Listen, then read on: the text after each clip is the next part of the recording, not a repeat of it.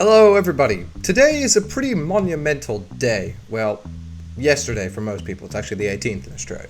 But a new Holdfast update has just come out, and it's called Napoleon's Rise. So, what exactly did they add, what's changed, and what are you to expect when you log on to Holdfast? So, they actually didn't add in much. Basically, what they added in is a couple skins, which I'll show you right now.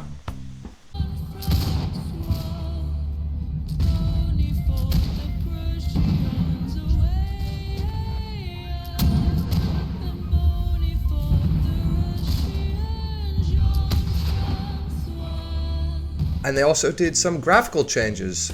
If you look at some of the clips that I have playing in the background, you will see that they all have different graphics. For me, I think that the background looks further away.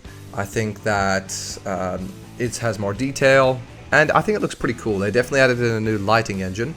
It's just your own take on how you feel about that, but I quite like the change.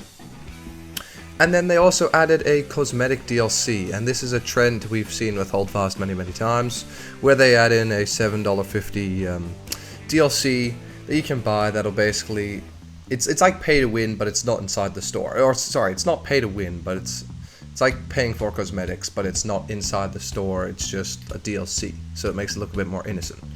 You can buy it to look like Napoleon, and this update also adds one last final thing, and that is an OST, an original soundtrack, and I think that's why this update's a bit lackluster to some. Because it doesn't have as many features, because I think the devs have been working quite hard on their original soundtrack. Now, it does actually seem like you need to buy the original soundtrack. They've also reduced Holdfast's file size, so that's pretty good. You know, 40 gigabytes is now at 17 gigabytes, which is way better. Now, how does the community react to all of this? Now, I've actually been on the Holdfast servers. Now, first of all, 3 of the Holdfast servers are full, which is something you don't normally see, which means definitely a lot of players are playing right now.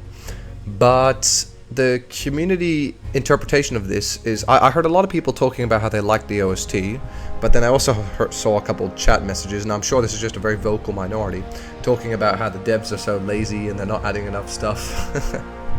You know, the typical angry person, I presume, but it's bound to happen for one game or another. But yeah, I think it's overall a pretty nice update. I personally don't think I'm going to get the DLCs, but if you want to, go right ahead. If you enjoyed this video, this little infographic, then yeah, please like and subscribe. It sure does help. Thank you all so very much. Goodbye.